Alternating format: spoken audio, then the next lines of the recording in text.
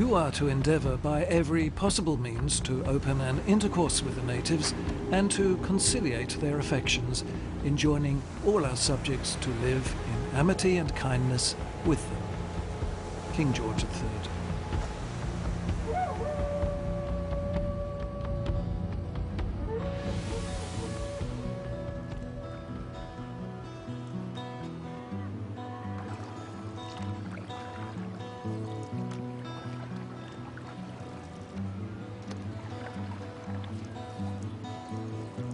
Well, Pemulwuy is clearly one of the first people we know about who actively resisted white settlement. We know that he caused the government a great deal of concern. He was listed as an outlaw.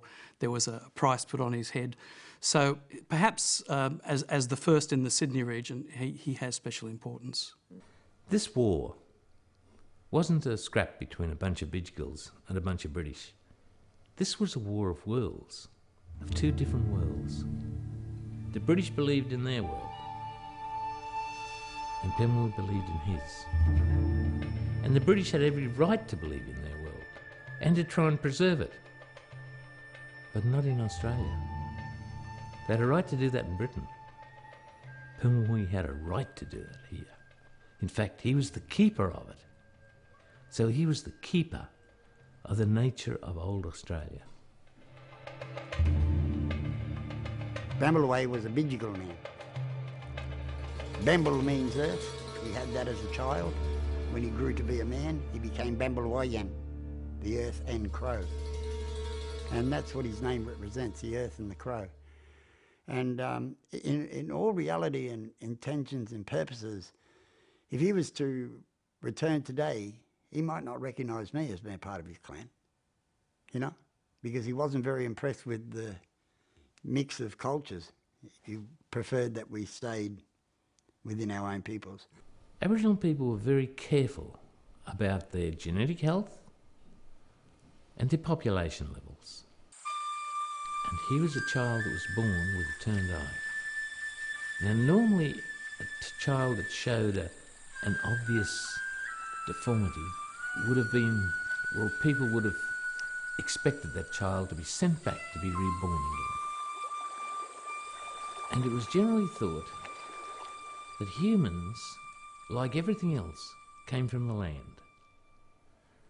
And that a woman, the actual act of conception, was a woman being infected by a child spirit from the land. And that child grows within her. And so he was different. And he became more different. He became better than everybody else. Whatever anyone else could do, Pemulwuy did it better. He could run further. Was one of the best. He could use a spear like no one else could. And so around him was created an aura of difference. So much so that he was said to be a clever man. Now, in Aboriginal society, a clever man is often a man who deals with the spiritual nature of things and sorcery even.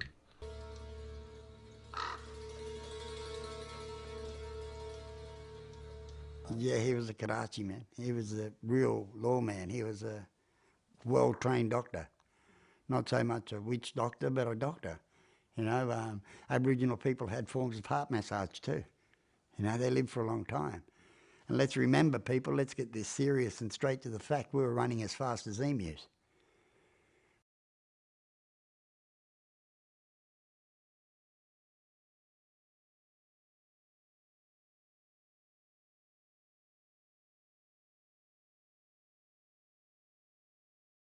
So he was different. Bennelong, on the other hand, was a very normal Bidjigal kid. And they grew up together, but always different. Then, here they were. I think whatever happened, Pemulwuy was always going to be an accident about to occur. The truth about Pemulwuy is that Pemulwuyan, he lived amongst the British of the colony for 2 years. He was probably the first diplomat, apart from Bennelong. Bennelong seemed to get on pretty well with the British, but Pemulwuy didn't. So then I tracked back to find why he didn't like them. The next thing I found is that he was trading meat with them, because at that stage, the British colony in Sydney was pretty short of meat. And Pemulwuy's people were very good hunters. And he would trade meat for them, for other things, but the trade broke down. And the trade broke down mainly because of the arrival of the New South Wales Corps, which was a bunch of soldiers who were not very interested in soldiering, and jail keepers, and more interested in stealing land off people. All the land around the harbour of Tubergul they took, they put fences on it and made it theirs. And they did the same around Botany Bay or Kamei. They did it right up the Georges River, Parramatta River, right out as far as the Hawkesbury. And Pemulwuy watched them do it. I mean, you'd have to be blind Freddy not to know what the British were up to. And he saw what they did. He saw them making these things called farms. And he saw the way they worked them. When the first farms were established along the Hawkesbury River, they dug out the yam beds, and the yam beds were the staples of the local people along that part of the river. So they were immediately forced to try to find other sources of food, and when they took the crops, the potatoes and the corn that the settlers were growing, they were seen as stealing what was Europeans' food, and indeed it was Europeans' food. It wasn't theft from the point of view of the Darug people, it was simply taking a new food resource which was growing on what had been their traditional land. Like with a treaty, like the Americans did. The Americans were pretty smart at that. They wrote out treaties. They said, look, in return for the land, you can have this. But they never did that in Australia. Mainly because they didn't want to admit that Australia was owned by anyone. And so they dreamt up this policy of terra nullius, which means a land that nobody owns.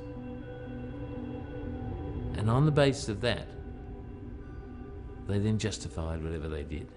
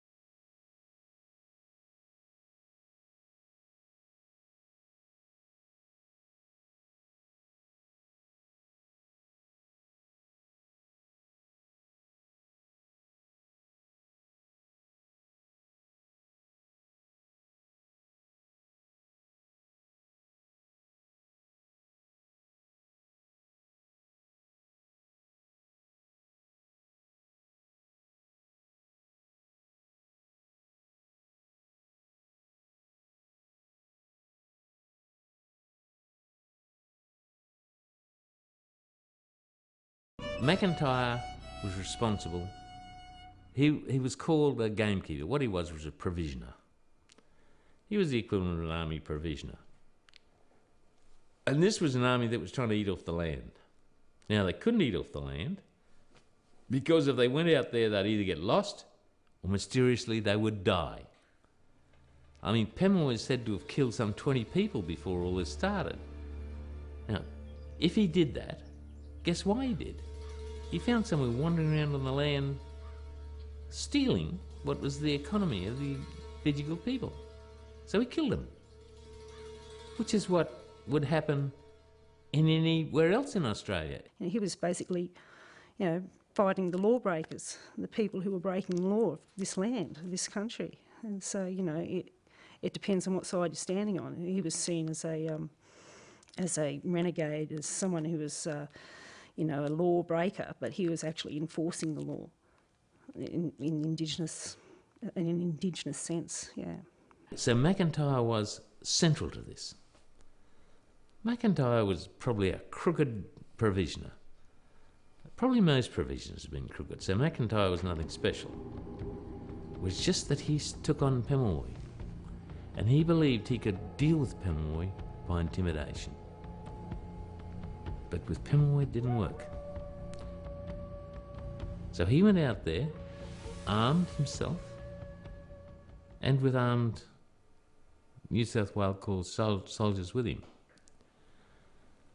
And it's reported, he put his gun down on the ground and told Pemulwuy to do likewise, to both disarm and let's talk. So Pemulwuy dropped his spears. McIntyre picked up the gun and tried to shoot Pemulwuy, but imagine to stand in front of Pemulwuy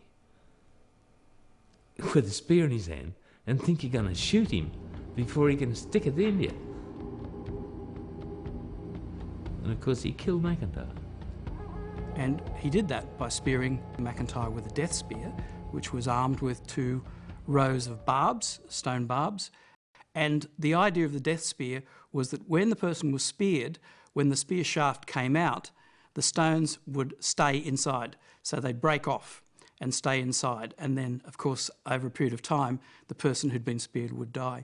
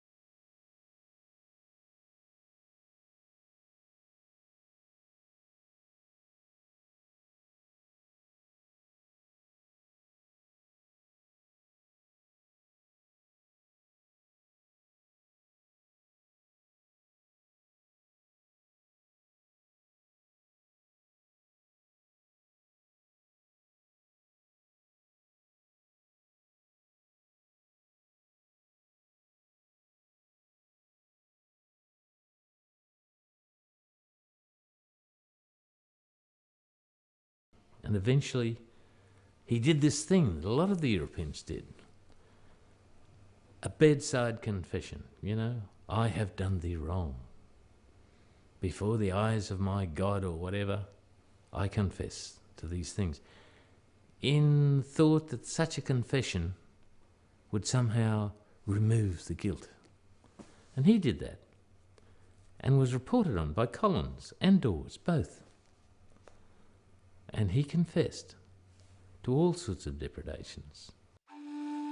He was of the Catholic persuasion, but on being brought to the hospital, he desired to have the clergyman sent for, to whom he confessed that he had been a bad man and desired his prayers.